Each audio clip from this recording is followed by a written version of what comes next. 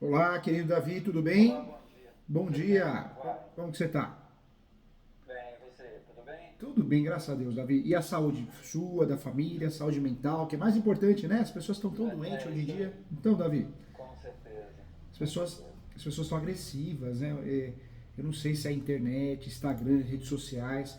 Eu não sei se você viu o caso, uma senhora bateu no vidro, o rapaz estava dormindo, ele acordou e Ah, começou a espancar essa senhora, né? Então, ela veio a óbito, ela bateu a cabeça. Então, é assustador. O ser humano precisa, a gente precisa acalmar, viver mais em paz, parar de pensar na vida do outro, que o outro tem, que o outro tá feliz.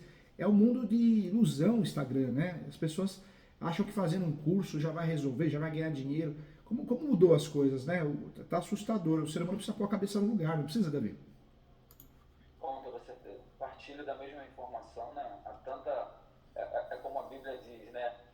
O amor se esfriou, a iniquidade tem aumentado cada vez mais, né? Então, As é pessoas isso. pensam muito na vida das outras, a gente esquece de tomar conta da nossa, Sim, né? Dos nossos sim. filhos, da nossa saúde. É o status. Eu preciso mostrar que eu só venço. Que Sim, eu... É uma ilusão, porque a felicidade plena é uma utopia, não existe, né? com certeza. Com certeza. Conte comigo, eu tô aqui para te ajudar com muito carinho, muito respeito. Você ganhou mais que um professor, você ganhou um amigo aqui, tá bom? Obrigado, obrigado. Muito bom ouvir isso. O que está acontecendo, Davi? Então, no ano de 2015, nós compramos a nossa primeira casa. é, Tínhamos um crédito da Caixa Econômica Federal aprovado em 2 milhões e 200. A casa era 1 milhão e 600.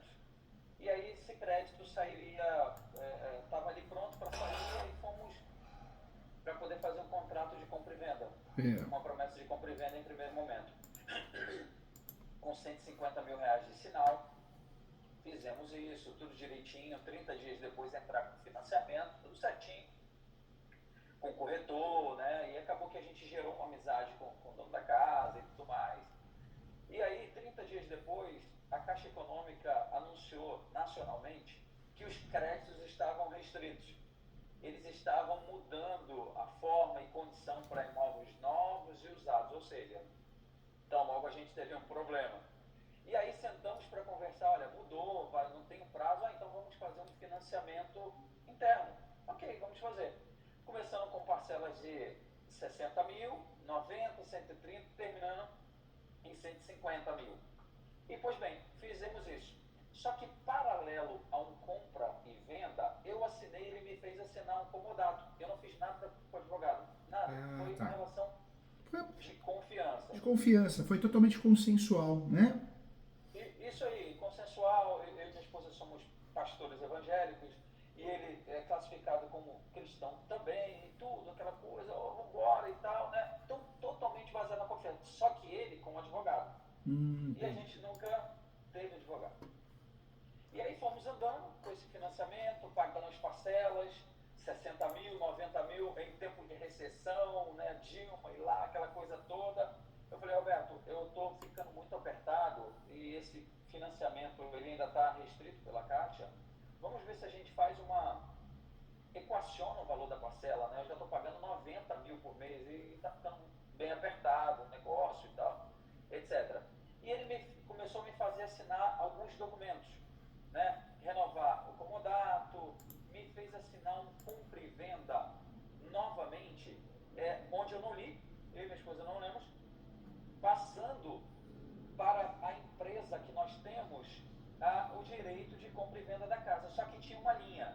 Eles abrem mão de todo o valor pago. Eu já tinha pago 707 mil. Então eu paguei 707 no imóvel de 1 milhão e 600, com mais 200 e poucos mil de mobília, de infraestrutura, gastei uns 300 mil na casa só para botar armários e tudo, guarda-corpo, etc, vidro, cortinas planejadas e tal.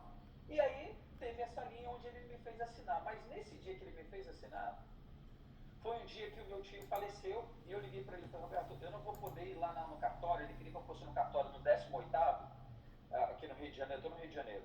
E para poder assinar esse documento, eu falei, Roberto, meu tio morreu e tal, e estou sem condições e tal.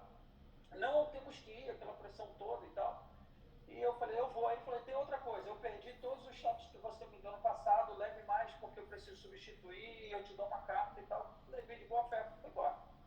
Chegou Você no com o estado cartório, emocional, né, ali passando nervoso, triste por causa da morte do teu tio, você aceitou, confiou também na palavra dele, né? e ele com o advogado dele. E quem elaborou todos os contratos do início ao fim É. foi o advogado dele. Entre outros assuntos, o advogado dele, neste dia, 8 de abril de 2016, ele assina também como testemunha. Então nós fomos para o 18º, subimos no cartório de notas. Eu assinei e minha esposa assinamos, passando tudo para a empresa. Então esse contrato a gente estava passando tudo para a nossa empresa mesmo.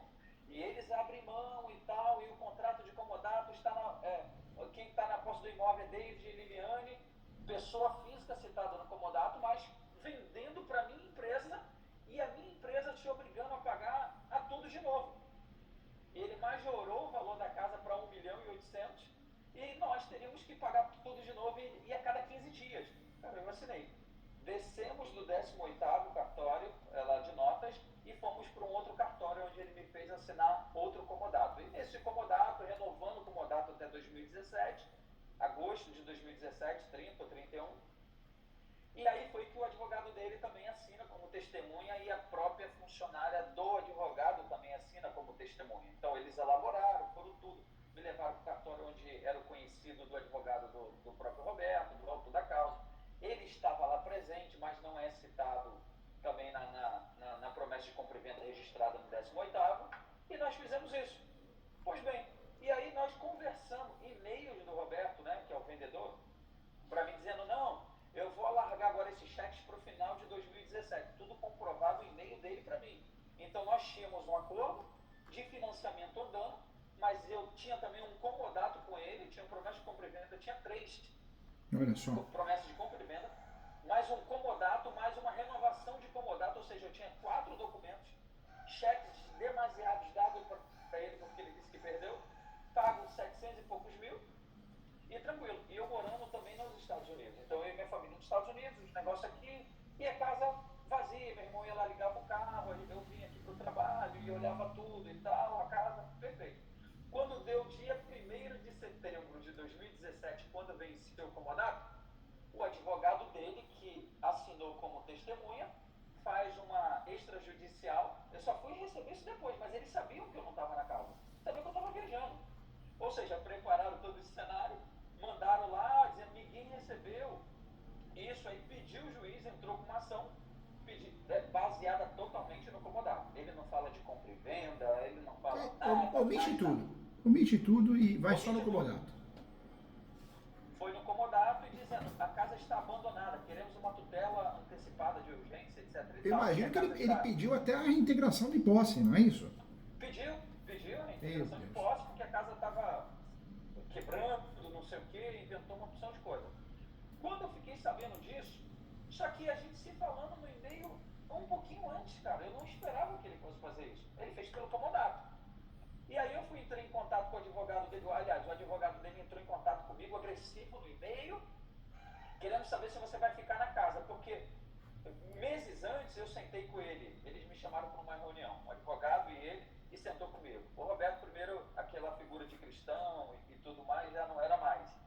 E aí, só voltar um pouquinho do contexto, quando eu comprei a casa, eu ia desistir no meio do caminho, por quê? Por causa do financiamento, eu ia ficar muito apertado da parcela. Ele disse o seguinte para mim, em choros, ele já é um cara experiente de mercado e tal, você não pode fazer isso porque eu comprei um sítio e meu pai morreu e esse sítio é a locação, restituição do valor emocional do meu pai, só que ele trazendo pro pastor, ovelha, pastor.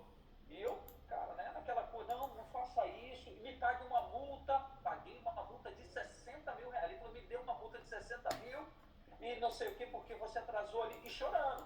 Eu fui lá e mantive, paguei mais 60 mil reais. E aí, perfeito, ele sempre usava isso emocionalmente. Aí uma igreja fazia um evento chamado Encontro com Deus.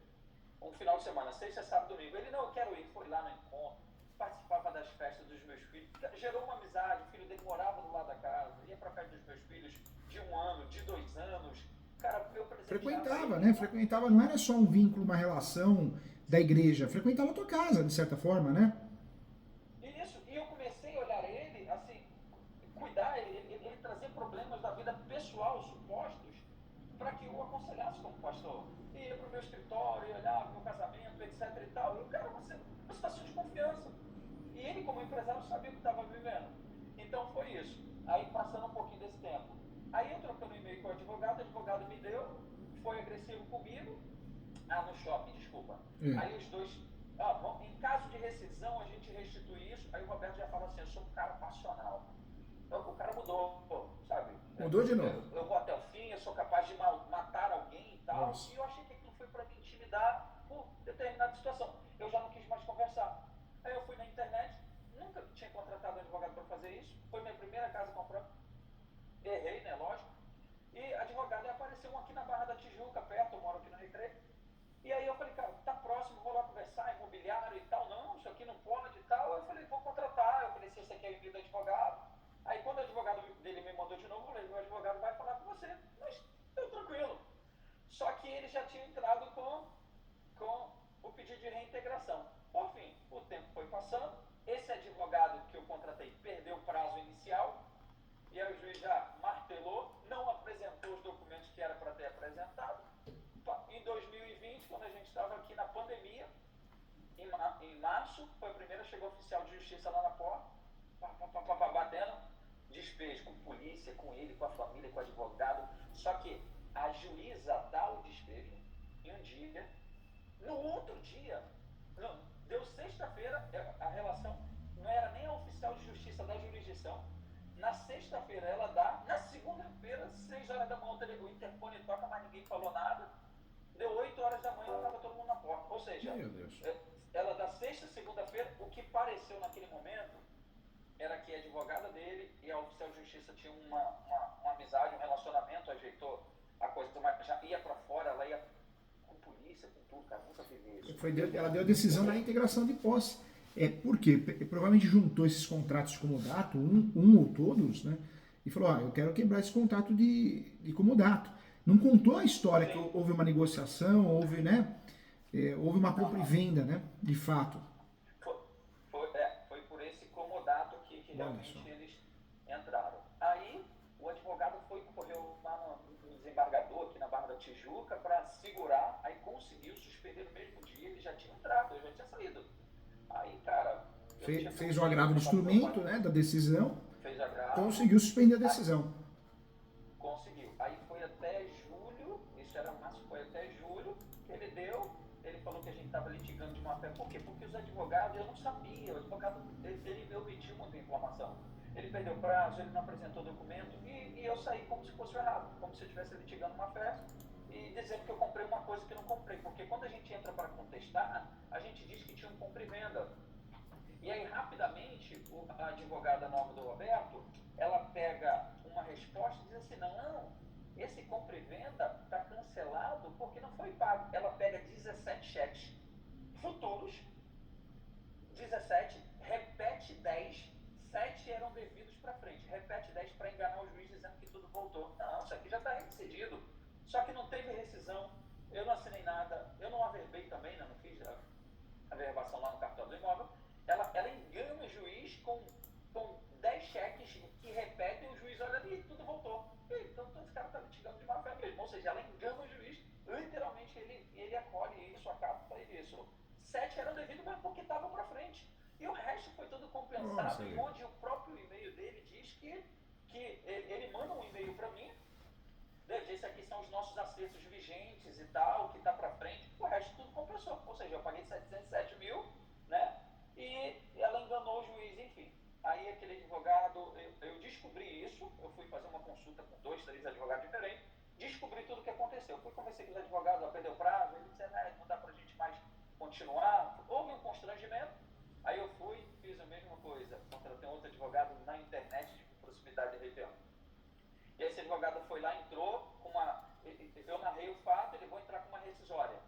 Só que ele entra discutindo um assunto que não era para discutir, né, que eu entendi hoje, e aí a desembargadora pegou e saiu agora, na semana passada, e bateu na cabeça dele forte, né, e aí ele tinha um prazo até sexta-feira para poder embargar o que ela falou, e ele entrou com embargo dizendo o seguinte, declaração, dizendo o seguinte, nesse dia foi assinado muito, mas isso já estava citado, ela não viu realmente, tá? Já estava mesmo porque, Davi, a ação rescisória é uma ação cara.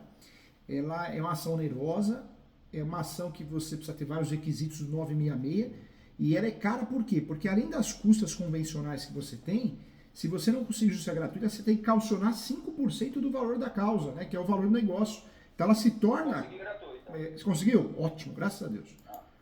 Foi gratuito. Não precisou calcionar e não teve sucumbência. Não tem sucumbência dependendo do resultado. Sim. Aí ele entrou, o prazo era agora segunda-feira, eu estava numa reunião, eu me equivoquei. Não são 5 dias úteis, e era no dia.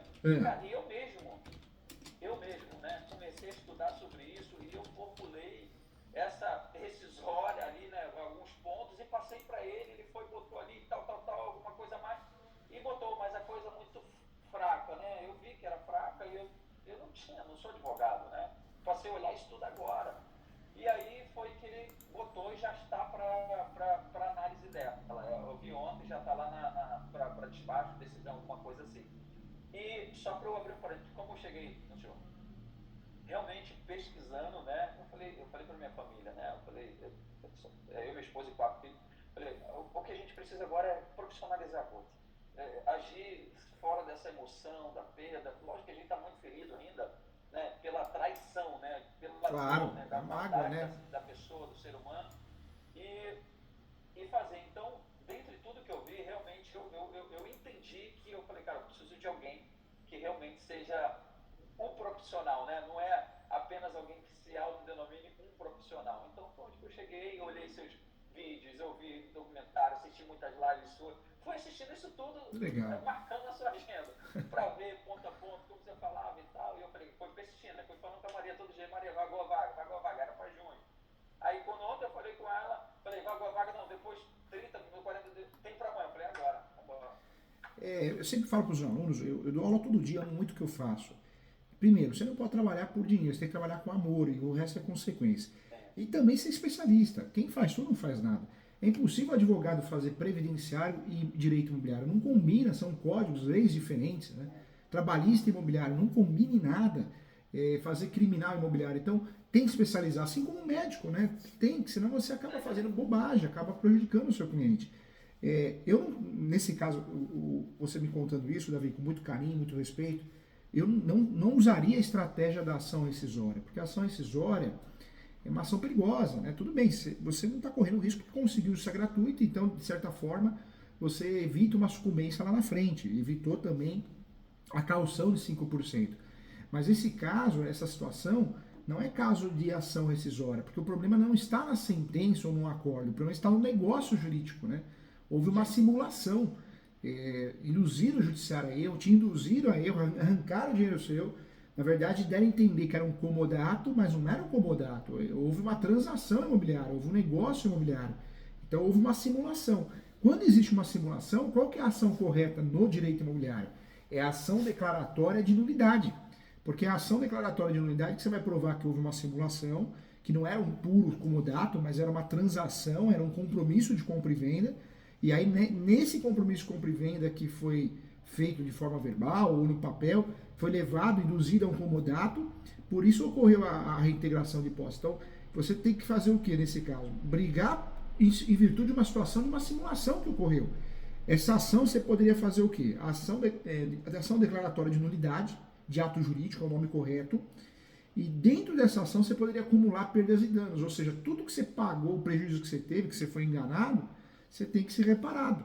Materialmente eu estou falando, né? Para você não ter prejuízo econômico. Então, a ação correta era e é a ação declaratória de nulidade. A ação rescisória vão bater na sentença, mas o problema aí não está na sentença. O problema existe de fato em virtude de uma simulação que fizeram contra você, que arrancaram o dinheiro seu, né? Sim. Agora uma pergunta. A nossa pretensão, né, o que a gente pensa, o nosso desejo, eu não sei se de uma forma estamos iludidos ou não, o que a gente queria é a casa de volta. Entendi. Sabe? Que isso tudo voltasse ao estágio zero e para dizer assim, não, isso aqui se recomeça e desta forma, mais ou menos isso.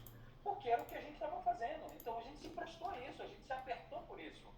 Foi a primeira casa e etc e tal. Então o que a gente queria era a casa, por quê? Uma casa de 1.600.000, ele botou a venda para venda, até hoje, ele nem conseguiu vender. Ele botou 350, e eu tenho todas as provas, de foto, tudo, com casa mobiliada, ele usou tudo que a gente botou, e a declaração do oficial de justiça enumerou, elencou tudo que era nosso e disse assim, ele vai ficar como fiel depositário. E o juiz disse que ele ficou como fiel depositário, ele não devolveu nada. Ou seja, tá tudo de armários, tudo que a gente fez. Ou seja, tá ótimo para ele, né? Tá ótimo para ele, né? E o cara majorou a casa, botou um valor lá em cima, supervalorizou, o blindex e tudo, em todas as áreas, armários, cortina e tal. E a gente tá fora da casa desde 2020, com sucessivos erros jurídicos, né? Colocações, né? Como o senhor falou, o padeiro querendo falar do trabalho do carpinteiro ali, o cara vai dar problema, né? Especialidades diferentes. Então, eu acho que nós somos o resultado do nosso próprio erro. Eu errei não fazer isso desde o início corretamente, né? Na verdade, o fator de fazer uma rescisória tá errado, né? Tá errado porque, tudo bem, a sentença ela prejudicou, mas o judiciário foi induzido a erro em virtude de uma simulação. Então, a ação correta que pode ser feita é a ação declaratória de nulidade acumulada com perdas e danos. Ou, né, você me falando isso, Davi, que você, a esposa, né, a família tem um sonho, tem um desejo de voltar, ter a posse do imóvel, então pode fazer o quê? Em vez de pedir uma indenização, acumula com reintegração de posse, inversa, né?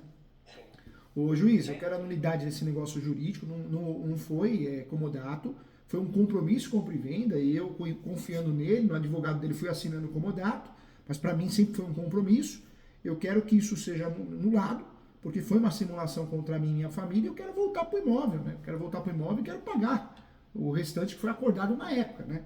Para não ter também problema de atualização. Então, a ação que é viável nesse caso é essa. Não é um caso fácil, é um caso complexo, porque já passou muito tempo, ingressou com uma ação que eventualmente não seria adequada. Então, é um caso complexo, mas você tem chance de êxito, né? Até porque talvez ele está numa situação privilegiada. A partir do momento que você ingressa com uma ação, Davi, correta, ele tem acesso a essa informação, que é uma ação que pode prejudicar ele, porque é uma ação correta, tem evidências de prova, você talvez consiga fazer um acordo, né? Não é só o resultado útil do processo, que é o fim do processo, mas você consiga fazer um acordo de retomar a posse, retomar os pagamentos, uma vez que ele está até vendendo a casa, né? Sim. E essa ação é como se tudo voltasse ao estágio anterior. Anterior, é isso mesmo, anterior. Agora, o que precisa nessa ação, ela precisa ser bem robusta, né? Então, o que a gente precisa numa ação dessa? Eu sempre falo para os alunos, teria testemunhas? Com certeza tem, não tem, Davi? Você é muito bem relacionado, né? O próprio corretor que me apresentou ele, que mora também no condomínio, né, apresentou as partes, né, com essa coisa toda e tal, e ele não pagou nem o corretor.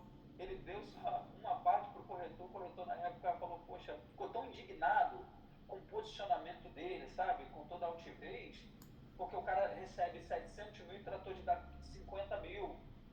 Então, o corretor fez o serviço dele. E o corretor dele disse, né, eu sou testemunha porque eu estava. E ele é citado no primeiro cumprimento, o corretor Rômulo, e ele é citado também em alguns outros documentos. Então, ele é a testemunha de que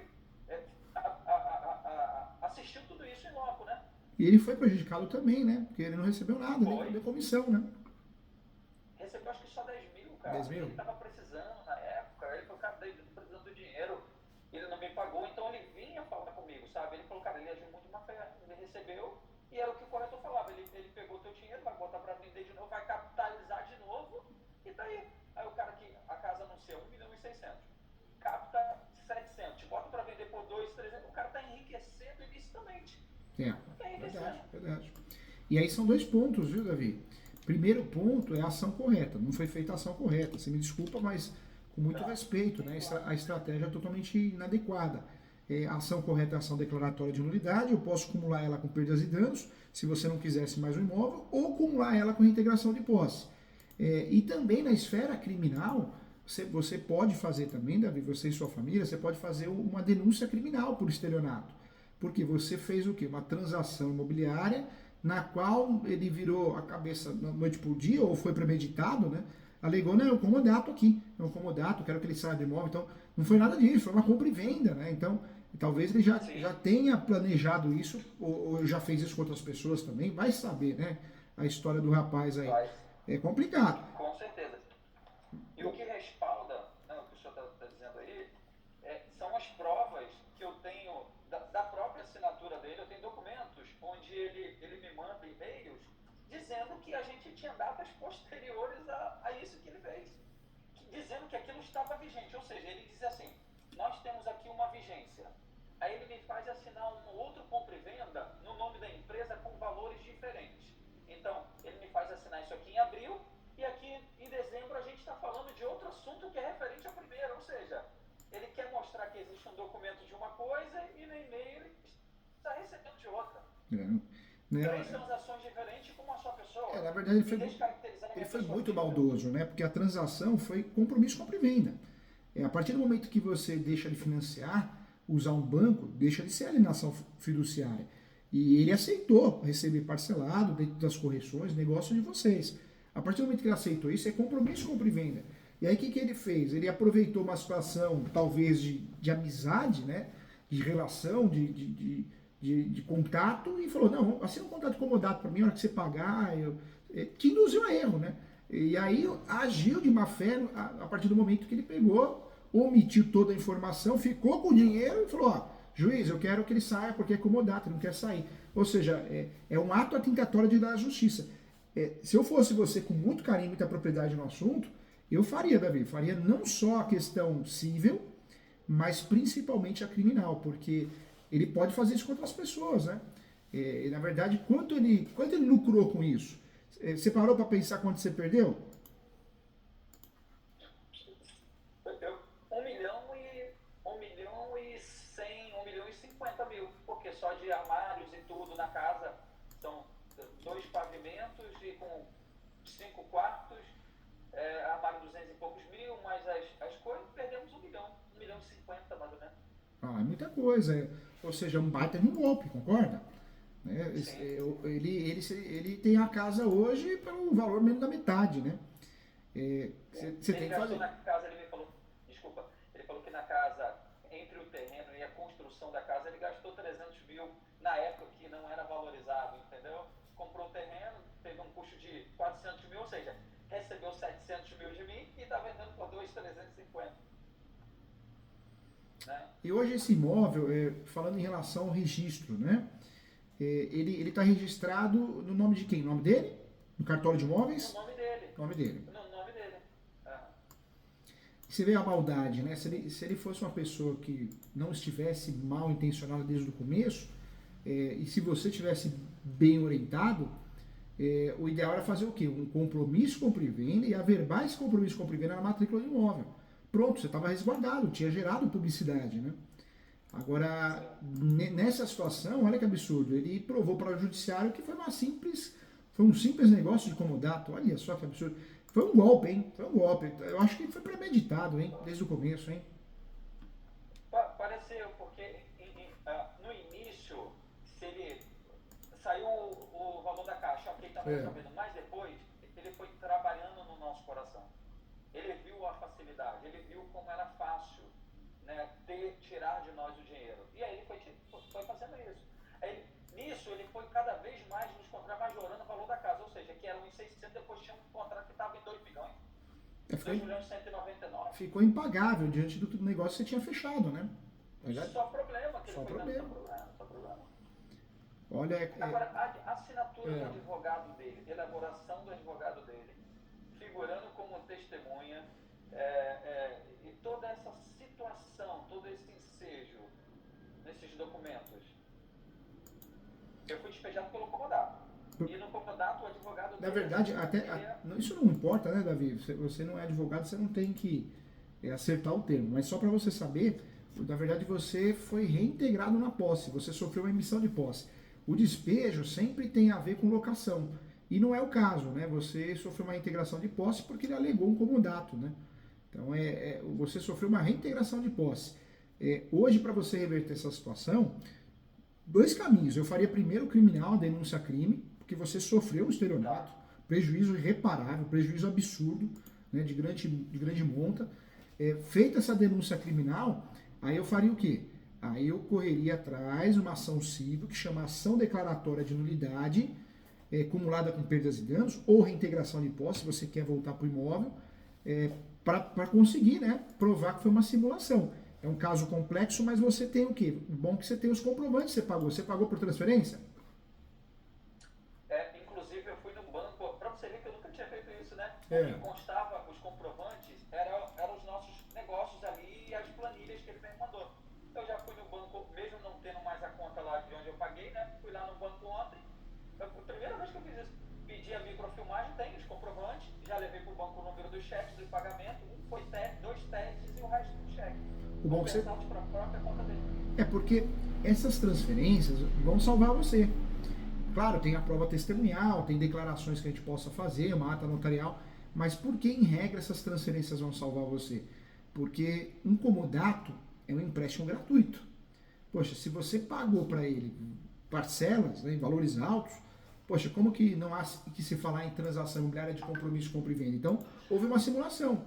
Te enganaram, né? Ele enganou você e sua família. Então, essas provas, hoje você tem, não tem? Você tem esses documentos. Pedi tudo, fui ao banco ontem, são duas agências aqui perto da Caixa Econômica, já pedi, já formalizei, acho que uma semana eu estou com todos os comprovantes oficiais na mão, a microfilmagem, a segunda via do TED feita, já levei as datas, já tinha todas as datas, levei para o banco, foi específico, entendeu? Entendi. Tranquilo, essa parte. Entendi. Então, de fato, o que você tem que fazer? Tem que procurar, né, resolver a questão criminal através de uma denúncia criminal, o advogado, advogada, faz a denúncia criminal e protocola, pode ser protocolado na delegacia, próximo onde foi feito o negócio, ou diretamente no MP. Eu particularmente gosto muito de fazer o protocolo direto no MP, porque o MP vai analisar normalmente de uma forma mais concreta, e aí feito isso, o protocolo, você faz a ação civil. Nessa ação civil, você vai fazer o quê? Você vai provar que a parte agiu de má fé, foi uma simulação, ela queria desde o começo provar que era um comodato, mas na verdade não era um comodato. Na verdade era um compromisso com cumprimento, tanto é que você gastou mais de 1 milhão e pouco, né, diante da transação. Então tem que fazer o que nesse momento? A sua saída é essa, né? O lado civil, a ação declaratória de nulidade, e o lado criminal, que é a denúncia criminal por estelionato, entendeu? Sim. Que situação, hein? Que situação. Pô, cara, emocionalmente a gente tem essa, como você falou, da gente estar bem e tal. Claro, a gente é ser humano, né, Davi? É ser humano. Cara. E você, como líder religioso, você sabe que se você não tem uma família onde você é blindado, né? Isso afeta até casamento. Eu fiz um divórcio recentemente aqui no escritório, sou especialista no direito civil. Sou muito forte no direito imobiliário, mas no direito imobiliário é o segmento do direito civil. Mas eu faço divórcios também, inventário, né? E eu fiz um divórcio recentemente, eu fiz uma reunião com o casal, eles estavam se divorciando e o início da questão, qual que foi? Eles tinham o sonho de viajar para a África, ele foi numa agência que tinha muito mais preço, fechou com essa agência e depois a agência, na verdade, faliu, né? Então eles não foram para a África e perderam dinheiro. Então, todo o início da relação do casamento foi destruída em virtude desse dissabor. Então, poxa, olha que situação que você está vivendo. Não é só financeira, mais que financeira, né? É fogo, viu? Olha só. Com certeza, com certeza. E o coração, os meus filhos meu mais velho tem 22, eu tenho uma menina que vai fazer 21, tem uma de 18, tem uma de 9. Então, o coração da tua família, né? A gente cuida muito das pessoas e a gente sabe o quanto é importante cuidar do coração da sua família. Então, isso é uma coisa que os meus filhos, é mais ou menos assim, sabe? É como se eles aguardassem uma restituição da justiça. Entende? Eu não estou dizendo da justiça humana, dizer assim, é difícil. É uma situação horrível a qual que você passou, está passando. Por isso hoje, o que você tem que fazer? Você tem que ir atrás mesmo. Tem não só o lado civil, né? O lado criminal. Prova você tem. Eu sou muito chato em relação a isso, sou muito sincero. Sim. Quando não tem prova eu falo, porque você já pensou, Davi, você gastar dinheiro com honorários, gastar dinheiro com taxa judiciária, você já conseguiu usar gratuita, pode ser que você consiga usar como prova emprestada e consiga de novo, mas poxa, você tem chance.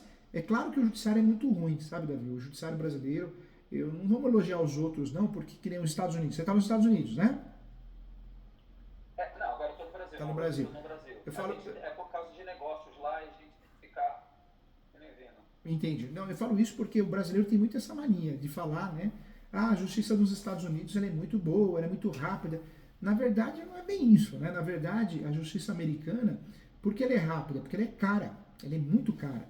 Então, o americano, o que, que ele faz? Ele acaba deixando de procurar o poder judiciário ou ele faz acordo em tribunais arbitrais, câmaras arbitrais, porque compensa. Ela é muito cara e cada vez mais os recursos são mais caros, né? Então, eu não acho que isso seja justiça, modelo de justiça, porque é inacessível, né? Para o pobre, para a pessoa mais humilde. Então, a justiça brasileira não é ruim, é que nós temos um sistema aqui de corrupção, um sistema de pouco caso, tem muito juiz que não vai no fórum, juiz, é verdadeiros bandidos, né? Ou vendem sentenças, ou não vão no fórum, tem muita gente boa, tem muita gente que trabalha bem, eu conheço muitos juízes que dão aula comigo, juízes que são sensacionais, Ivani, desembargador, mas tem cada figurinha que além de não fazer o serviço passar para outro, não faz mal feito, copia e cola. Então, o meu receio em relação à sua ação é esse, é cair na mão da pessoa errada, porque se cair na mão de um juiz ou uma juíza que não seja humano, ele não vai nem ler direito, ele vai tentar arrumar defeito para julgar improcedente, porque é uma ação complexa, e a ação complexa perde tempo em estudar. Então, esse é meu receio em relação a essas ações mais complexas, ações rescisórias, ações de nulidade, mas em regra você tem direito sim, porque se você pagou e pagou um valor alto, você consegue provar uma simulação, você sofreu uma simulação, né? Então, sendo gerada a nulidade desse negócio jurídico, qual negócio jurídico que eu estou falando? Eu estou falando do comodato, né? Você foi induzido lá no comodato. Então você vai pleitear a reintegração de posse, a volta para o imóvel. Se você for em cima das perdas e danos, pede a nulidade também do contrato de comodato e do negócio jurídico de compromisso compra e venda, do qual você foi induzido a erro. Você tem duas possibilidades. Tentar voltar para o imóvel, que é mais difícil, e conseguir a devolução dos valores pagos, né? Através de uma ação que vai gerar nulidade por simulação, que seria mais fácil de explicar e entendo com muita propriedade no assunto que seria mais fácil você ganhar. A reintegração ela é complicada, você pode conseguir também, podemos conseguir, mas o judiciário tem convertido muito a reintegração de posse em indenização. E por que eu falo isso? Vamos dizer que ele consiga vender para alguém. O judiciário não vai querer envolver um terceiro, então o judiciário entende que é mais fácil ele indenizar você do que gerar uma nulidade no negócio do outro que comprou e já está morando lá. Um exemplo, entendeu? Entendo. Ela pode ser pedido a posse e o assunto ser aceitado a restituição, ou não? Tem que entrar já com o que a gente quer. Não, a gente quer restituição e tal. Ou a gente pode pedir a reintegração e se colocar suscetível a receber. Qual que seria a sua visão, assim, a orientação do melhor a ser feito? Na verdade, o Código de Processo Civil atual, ele exige, eu até falo isso para os alunos, né? Ele exige que o pedido seja líquido e certo. Então, não dá para... Tudo bem, tem pedido alternativo, mas não é o caso da nulidade, né? Aí vocês teriam que chegar a um consenso, você e sua esposa, para ver o que vocês querem de fato. Se é retomar o imóvel, a posse do imóvel, ou, né, conseguir ter acesso à indenização e à devolução dos valores pagos, que também é muito interessante, porque é um prejuízo gigantesco, né? Pelo que o senhor falou, eu entendo que a coerência está mais na restituição dos valores. Porque o judiciário, ele não quer trabalho, a verdade é essa, né? Existe um fluxo de ação muito grande, então eles não querem trabalho. O que eles querem fazer? O judiciário, eles querem resolver, bater meta deles e vai embora. E pedir aí a devolução dos valores pagos, né, os danos materiais, é mais simples. É mais simples porque não está difícil de provar, entendo que é a simulação. A simulação ocorreu a partir do momento e está provada a partir do momento que você pagou esses valores altos, né? E depois ele entrou... Mesmo ele tendo colocado cláusulas de engano, de perde tudo, passando da pessoa física para a pessoa jurídica. Mesmo. Ele foi criando cláusulas. Mesmo por quê? Porque o direito, tudo bem, pacta sunt servanda, né? Nós podemos fazer um acordo de um contrato. O contrato faz lei entre as partes. Mas a partir do momento que ele se torna abusivo, são cláusulas abusivas, esse contrato cai por terra, porque ou o contrato é nulo, ou a cláusula é nula, então essas cláusulas de multas em cima de multas, isso é abusivo, né? Certamente é abusivo. Entendi. Não, entendi. Então eu acho que eu estarei mais aberto a mais a coerência, não a expectativa de algo que seja mais difícil. A gente não quer aventurar mais. Seja criminalmente, né, para que ele responda também criminalmente, porque de fato esteja cometendo, e outro para que ele pague realmente com tudo que é devido ao que a gente pagou. Eu oriento vocês nessa situação, fazer uma ação declaratória de nulidade com Tá? perdas e danos, para pedir os valores que foram pagos. Né? Mais dano moral, mas mais importante é receber o que pagou, mais de 1 milhão, né? O prejuízo foi muito grande. E aí também fazer, antes disso, a denúncia criminal.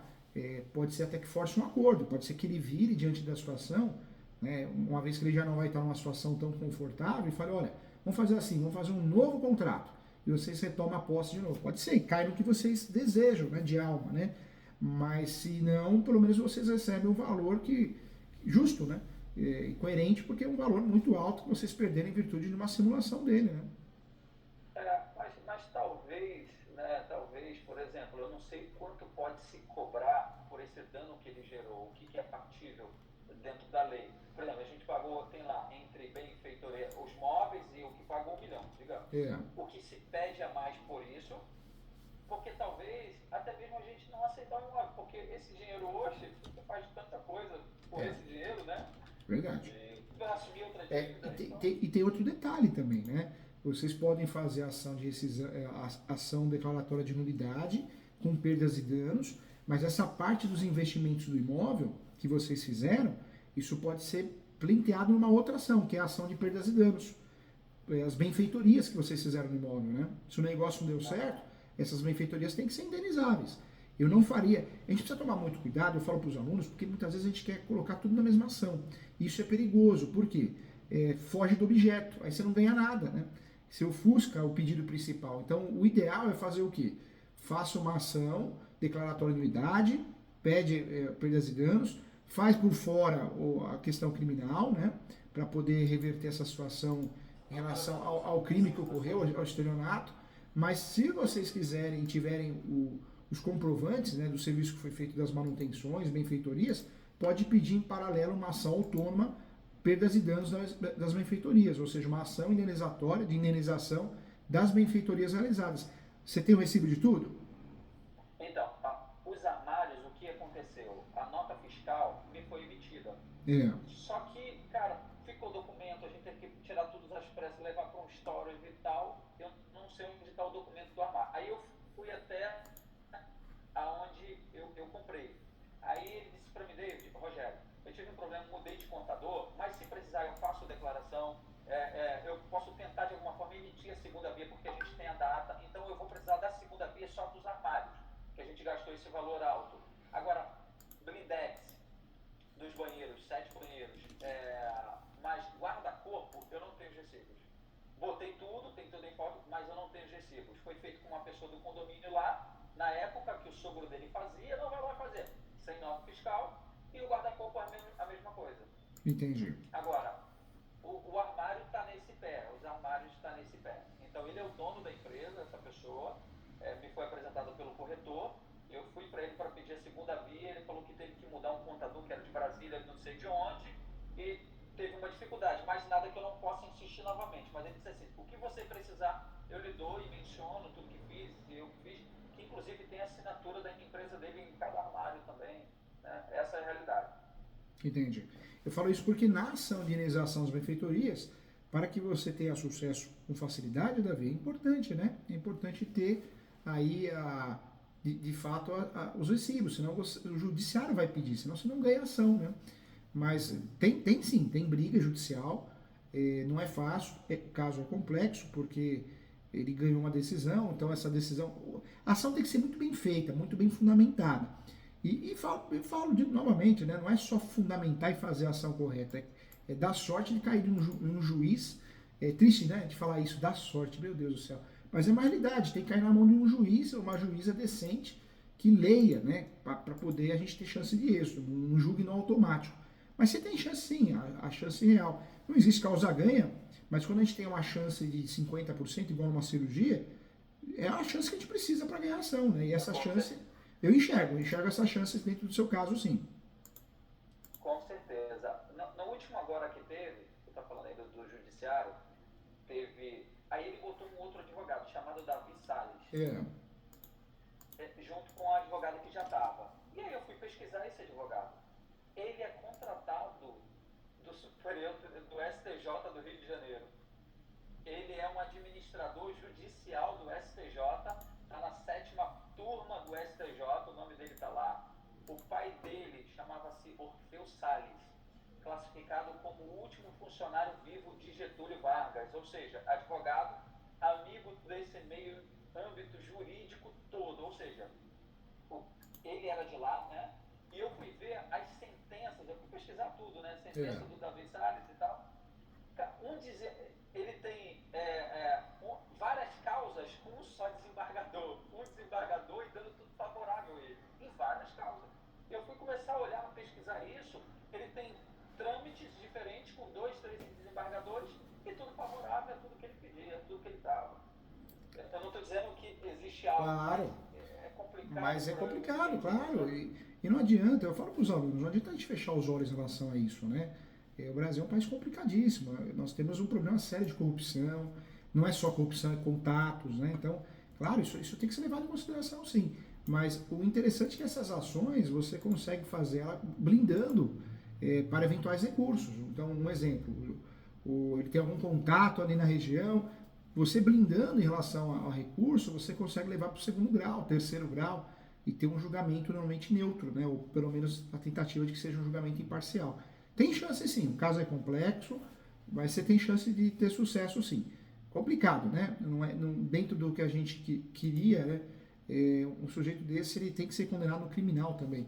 Mas tem tudo para dar certo, sim. Eu acho que você tem evidência. Eu acho que a grande prova sua, Davi, de fato, é os pagamentos que você fez. Viu? Isso é a maior prova que você tem. Graças a Deus, não é que você não pagou com uma mala de dinheiro, né? Porque senão não tem prova nenhuma, né? Com certeza, não. Não foi nada É fogo e acontece, né? Tem gente que tem mania de guardar dinheiro embaixo do colchão ali, faz parte, cada um tem um jeito, né? Então o que te salvou, o que te joga no jogo, né? Para você plentear, que é um prejuízo muito grande, pelo amor de Deus, os pagamentos, né? Essas transferências que você fez. Foi algo em torno de quantas transferências? Umas 6 transferências, Davi?